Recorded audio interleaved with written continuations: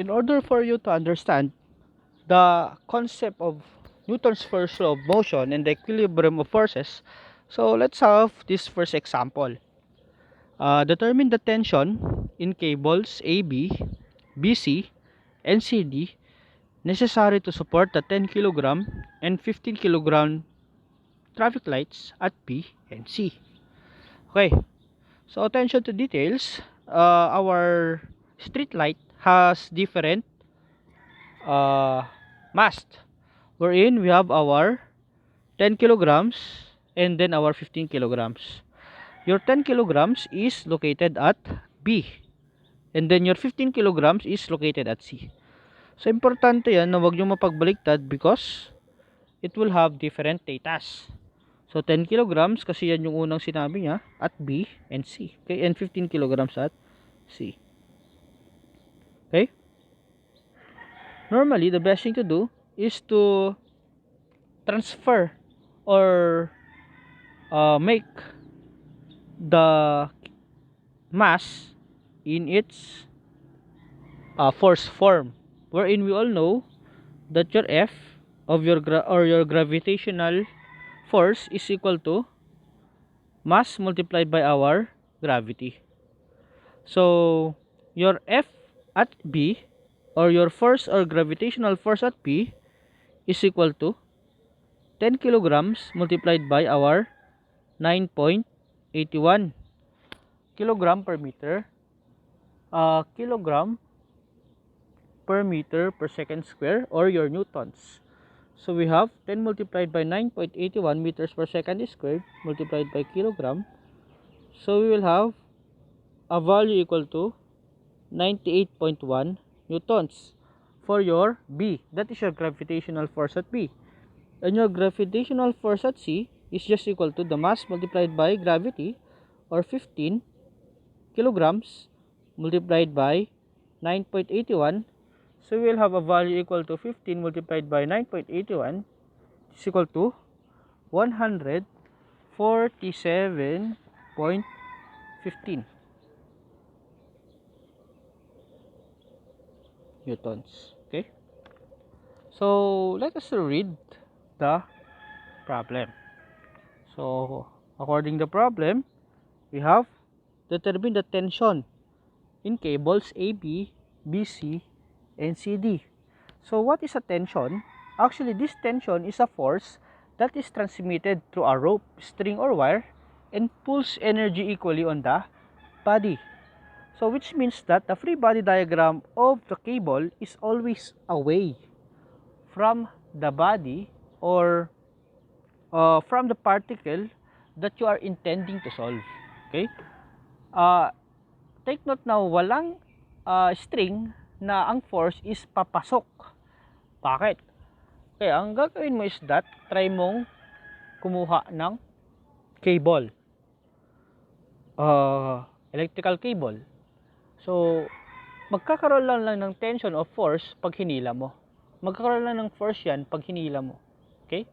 Therefore, those objects that needed this tension or considered tensional forces are your string, cables, and ropes, and other more that needed to be pulled in order to have or contribute any force. So in this problem, we will cut this problem into two. I will cut first in this one. Okay, cutting that one, we will have a free body diagram equal to these forces and also these forces. So we may say that there are three forces that is in this first body. Okay, so we'll have our FAB, or let's say FBA, from the center. Let's say this will be your center B, and then this will be your force AB. This will be our force AB. Okay, force BA from the center to the pole A, and then let's say this will be our FB, or the gravitational force in our street light B. And then, let's say this will be our FBC. Okay? That would be our first step in solving the problem. I just want you to know, guys, that before you will analyze any problem, you must know the free body diagram. Ano ba yung mga free body diagram na yan? Yung free body diagram na yan, dyan natin linilista yung mga forces that are related to the body. Take note that if you cut an object, pag kinat mo yung mga object na yan, pag binalik mo siya, babalik na rin mo yung yung direction ng force mo. Okay? Later on, you would realize that FBC is equal to FCB. Okay? Next is that pag meron ka na yan, ang next na gagawin mo is that know the forces that are in the body. We have our FBA, ito, FBC, this force, and then of course the weight of the street light, which is equal to, at 10 kilograms, it is equal to 98.1 newtons. Okay? And the theta, which is equal to 15 degrees. Okay? So, this 15 degrees is the theta at the first street light. Take note na walang theta yung second street light natin, which is unknown. Okay? So, how will we solve that? Let's go back to the principle of our Newton's first law of motion in order to solve for this equilibrium of forces. Take note that this problem is in equilibrium. Okay? The street lights are hold. Yung street light mo hindi yan gumagalaw. Nandyan lang yan. And then these ropes are pulling the street light in order for it to stay in its place para yung hindi walang motion. Okay, ang tinatanong niya ngayon is that what would be the tensional forces in this street light. Okay. So upon cutting this street light, so ito muna, this first body yung mag-focus tayo dito. We have our FBA and FBC and FB. Take note that at equilibrium of forces, our summation of f of x is equal to 0, and our summation of f of y is also equal to 0, and our summation of moment is equal to 0. Take note that at this example, we are not yet considering this moment kasi wala pa namang screws dyan. So, let us consider these two. Your summation of f of x is equal to 0 and your summation of f of y is equal to 0. Okay? So, let us solve for the summation of f of x. In your summation of f of x, we have our FBC going to the right, positive yan, plus negative, because of your FBA is going to the left, FBA cosine 15 degrees. And then your FB has no horizontal motion. Take note that our first principle in our equilibrium is that your summation of f of x must be equal to 0. So therefore, this must be equal to 0. So 0 is equal to FBC less FBA cosine 15 degrees. So therefore, I may say that my FBC is equal to my FBA cosine 15. So, may two unknowns tayo. Therefore, we need another equation in order to solve for the other unknown. Okay? So, dyan pumapasok yung summation of f of y natin, which is also equal to 0. Okay? So, summation of f of y is equal to 0. So, we will have a value equal to summation of f of y is equal to F BA sine 15 degrees, going up kasi yan kaya positive, and then less our FB, or the gravitational force of the body, or the weight of the body, which is our straight line B. Okay, so since our summation of f of y is equal to 0, therefore summation of f BA sine 15 degrees less FB, which is equal to our 98.1 degrees. So transposing this one, so we'll have a value equal to FBA sine 15 is equal to our FB, which is equal to 98.1. Solving for the value of this FBA, so we'll have FBA is equal to 98.1 divided by sine 15, right? Which is equal to 98.1 divided by sine 15. So, paki-solve gamit yung calculator nyo. We will have a value equal to 379.02929 newtons. But you may store it in your calculator. So, shift store at A. O, ile-level ko dito at A. Kasi baka pwede natin gamitin yun mamaya. So, our FBA or our FAB or your tension FAB is equal to 379.029 newtons. May 1 point ka na. Next is that your FBC. So, how will solve for FBC? So, I have stated here that your FBC in relation with your FBA is equal to your FBC is equal to your FBA cosine 15. So, our FBA was 379.029. So, therefore, I may say that my FBC, solving for FBC,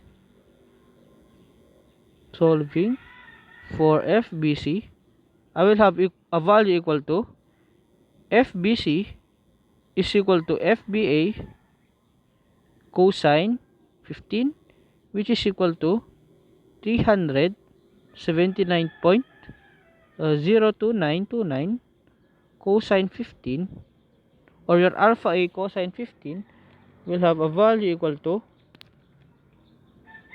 366 newtons.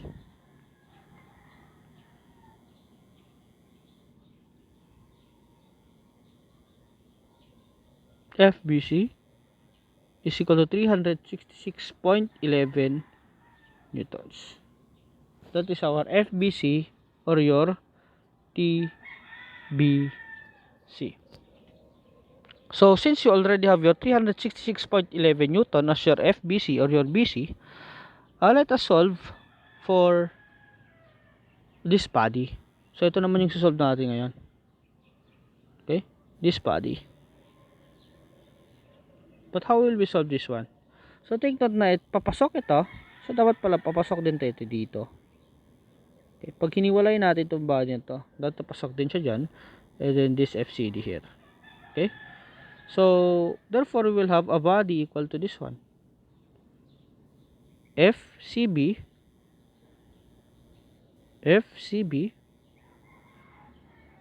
and then we have our FCD, which has an unknown theta, and then our F at C, or your gravitational force at C. So, this is our second body.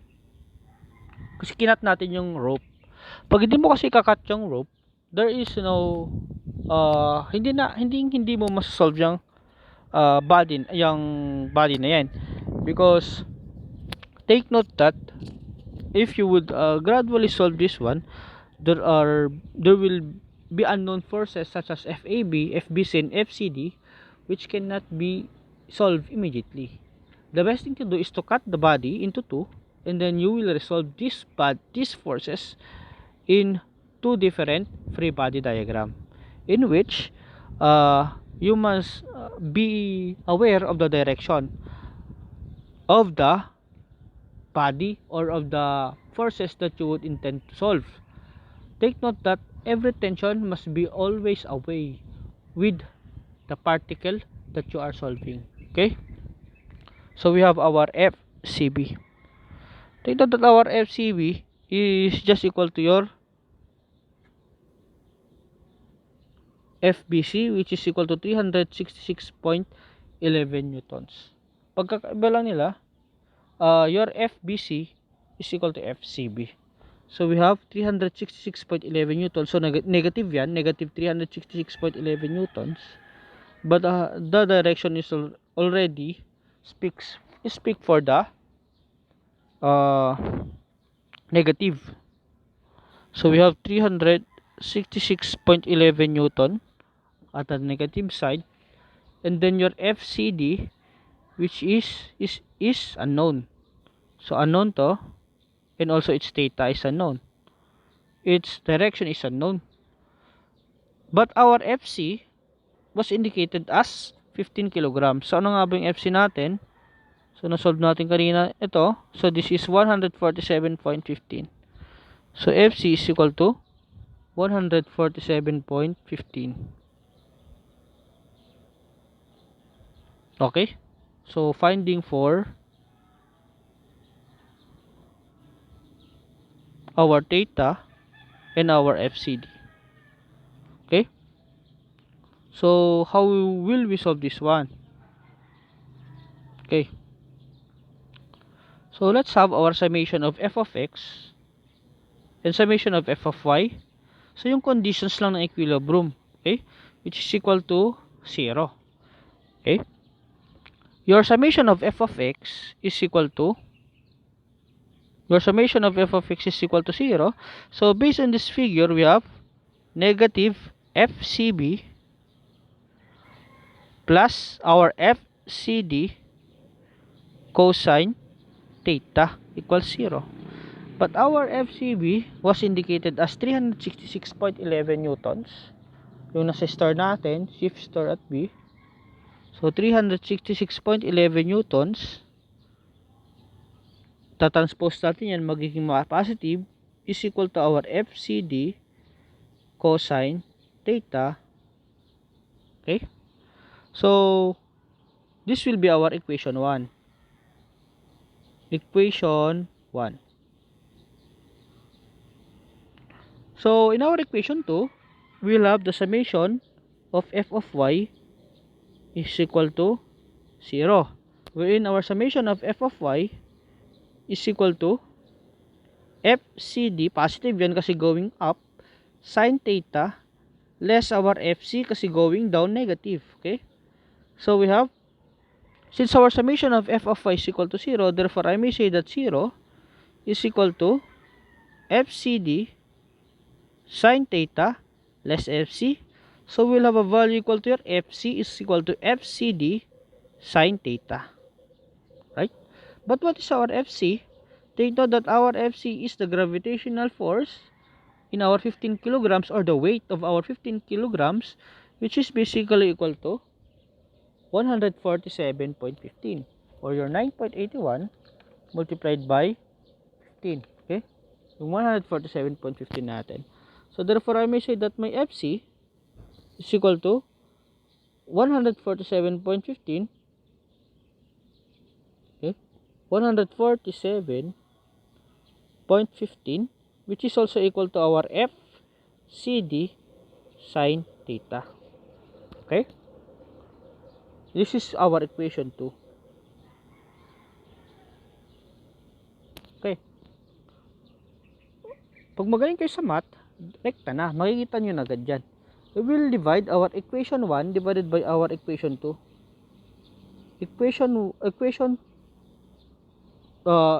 2 divided by equation 1. Okay? Mapapansin mo that we will have a value equal to your equation 2, which is equal to 147.15, which is equal to FCD sin theta. So divide natin siya ng equation 1, which is basically equal to 366.11 newton.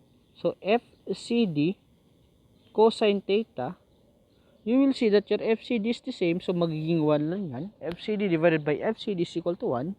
So we'll have a value equal to, what is your sin theta divided by cosine theta? Okay, going back to Pythagorean or to your transcendental function, the sine theta divided by cosine theta is equal to tangent theta, right? So we have tangent theta is equal to 147.15 divided by 366.11. Therefore, our theta is equal to tan inverse or your arctangent 147.15 divided by our 366.11 newtons. So, makakancel lang yung newtons mo kasi newtons divided by newtons is equal to 1, right? So, shift tan 147 divided by 366.11.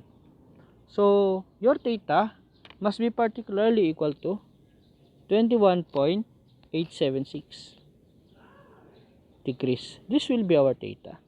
Or particularly, in order to have similar answer, let us round off this into our nearest tenths. So, we have 21.9 degrees. Okay, this will be our theta. Okay? So, may theta na tayo, pero meron pa tayong hindi nasasagot, which is your FCD. What will be our 4CD? So, solving for your FCD, we can immediately solve this in either of our equation 1 or our equation 2. So, I may say, or I will recompute it at our equation 1, which is your FCD is equal to 366.11. So, bababa ko lang yung cosine theta ko. Dyan. So, by cross multiplication or by division of cosine theta, so our FCD will be equal to 366.11 divided by cosine 21.9. So, we'll have a value equal to 366.11 divided by cosine 21.9.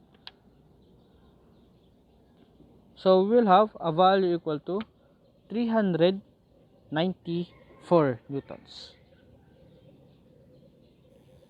394.58 newtons. Okay? So, this will be our answers.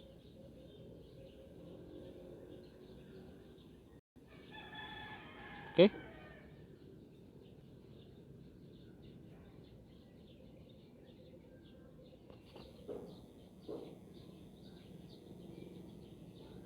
This will be our answers. Box ko lang.